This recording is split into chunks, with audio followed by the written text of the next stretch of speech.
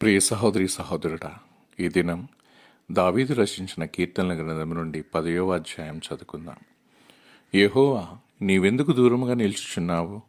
ఆపత్కాలములలో నీవెందుకు దాగి ఉన్నావు? దుష్టుడు గర్వించి దీనుణ్ణి వడిగా తరుముచున్నాడు. వారు యోచించిన మోసక్రియలలో తామే చిక్కుకుందురుగాక. దుష్టులు తమ మనోభిలాషను బట్టి అతిశయపడుదురు. లోబులు యెహోవాను తిరస్కరింతురు. దుష్టులు పొగరెక్కి యెహోవా విచారణ చేయుడనుకొందురు. దేవుడు లేడని వారెల్లప్పుడూ యోచించుదురు. వారెల్లప్పుడూ భయము మానుకొని ప్రవర్తింతురు.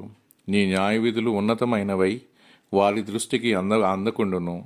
వారు తమ శత్రువులందరినీ చూచి తిరస్కరింతురు. మేము కదల్చబడము, తరతరముల వరకు ఆపద చూడము అని వారు తమ హృదయంలో అనుకుందురు. వారి నోరు శాపముతోనూ కపటముతోనూ వంచనతోనూ నిండి ఉన్నది. వారి నాలుక క్రింద చేటును పాపమును ఉన్నవి. తామున్న పల్లెల యందలి మాటు చోటులలో పొంచియందురు. చాటైన స్థలములలో నిరపరాధులను చంపుదురు. వారి కన్నులు నిరాధారులను పట్టుకొనవలెనని పొంచి చూచును. గుహలోని సింహం వలె వారు చాటైన స్థలములలో పొంచియందురు. బాధపడు వారిని పట్టుకొని పొంచియందురు.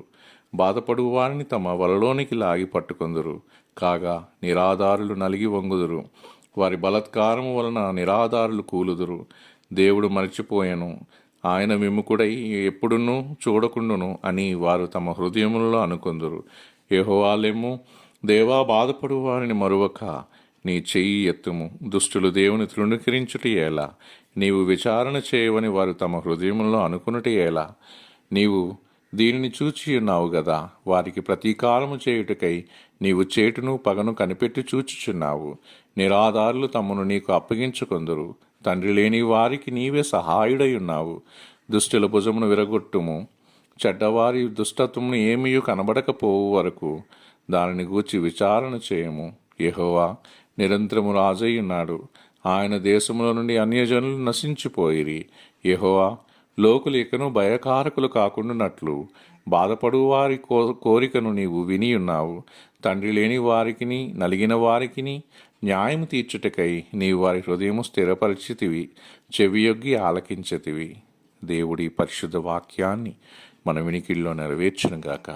ఆమేన్.